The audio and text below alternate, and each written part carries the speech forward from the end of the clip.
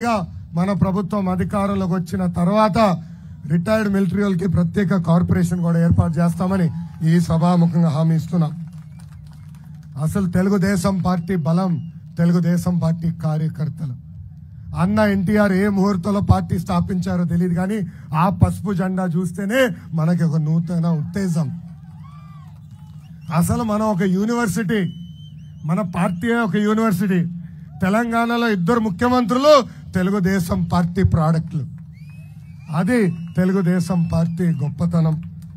దేశంలో కార్యకర్తల పార్టీ అని ఎవరన్నా అడిగితే మొదటి పార్టీ గుర్తొచ్చేది ఒక తెలుగుదేశం పార్టీ. అందుకే 2014లో తెలుగుదేశం పార్టీ కార్యకర్తల కోసం ఒక ప్రత్యేక సంక్షేమ నిధి ఏర్పాటు చేశాం. ఈ రోజు నేను గర్వంగా చెప్తున్నా, ఎవరన్నా ప్రమాదంలో చనిపోతే ఆ కుటుంబానికి 2 లక్షల రూపాయలు ఇచ్చే ఏకైక పార్టీ మన పార్టీ తెలుగుదేశం పార్టీ. ఇప్పటికీ దాదాపు 100 కోట్ల రూపాయలు కార్యకర్తల కుటుంబాలకి అందించాం. కార్యకర్తలు ఎవరన్నా ప్రమాదంలో చనిపోతే వాళ్ళ పిల్లల్ని కూడా చదివిస్తుంది మన పార్టీ తెలుగుదేశం పార్టీ. ఇంకా 2019 నుంచి 24 వరకు మన పైన వైకాపా కార్యకర్తలు నాయకులు అనేక కేసులు పెట్టారు. అన్ని రకాలుగా మనం వేధించారు. నా పైన కూడా 22 కేసులు పెట్టారు. నా పైన కూడా SC/ST కేసు పెట్టారు. నా పైన అటెంప్ట్ మర్డర్ కేసు పెట్టారు. కానీ నేను తగ్గేదే లేదు. కార్యకర్తలందరికీ బంపర్ ఆఫర్ ఇస్తున్నా.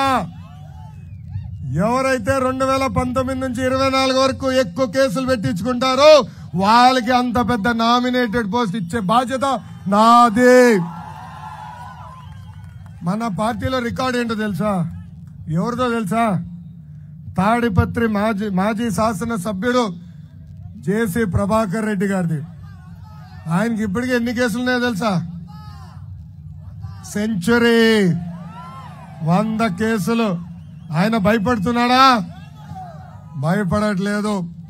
ఏం చేయని తప్పకి చంద్రబాబు నాయుడు గారు 53 రోజులు జైల్లో పెట్టారు. మొదటి రోజు నేను చంద్రబాబు నాయుడు గారిని ములాఖాత్కి వెళ్ళి కలిసినప్పుడు చాలా బాధేసింది.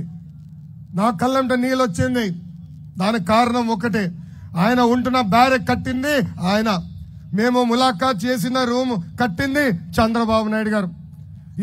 ఆయన అరెస్ట్ చేసిన రోజు 3,000 కోట్ల రూపాయలు కుంభకోణం అన్నారు. దాని తర్వాత 300 కోట్ల రూపాయలు కుంభకోణం అన్నారు. ఇప్పుడు 27 కోట్ల కుంభకోణం అంటారు. వాళ్ళు వేసిన ఛార్జ్ షీట్ కోటే చీపో, ఇదొక పనికిమాల ఛార్జ్ షీట్ అని తిరస్కరించే పరిస్థితి. ఈ సభాముఖంగా చెప్తున్నా, my dear Jagan, time date ను ఫిక్స్ చేయి. నీ అవినీతి ఆరోపణల పైన, మా నాయకుడు అవినీతి ఆరోపణల పైన చర్చించడానికి ఈ లోకేష్ సిద్ధంగా ఉన్నాడు. నువ్వు సిద్ధమా అని ఈ సభాముఖంగా నేను ప్రశ్నిస్తున్నాను. ఇక్కడ ఉన్న కార్యకర్తలందరూ చెప్తున్నా, ఏ అధికారులైతే చట్టాన్ని ఉల్లంఘించమని ఇబ్బంది పెట్టారో, ఏ వైకాపా నాయకులైతే చట్టాన్ని ఉల్లంఘించమని ఇబ్బంది పెట్టారో వాళ్ళందరి పేర్లు ఈ రెడ్ బుక్ లో రాశా. ఈ రెడ్ బుక్ డిమాండ్ బాగా పెరిగిందబ్బా. కోర్టులో కేసేశారు తెలుసా నా పైన.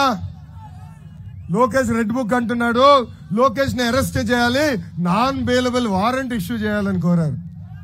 అరే నేను ఇక్కడనే నిలబడ్డానయ్యా. నాన్ బెయిలబుల్ వారెంట్ ఎందుకు? నేను తప్పు చేస్తుంటే ఇక్కడి నుంచే జైలుకు పంపించు.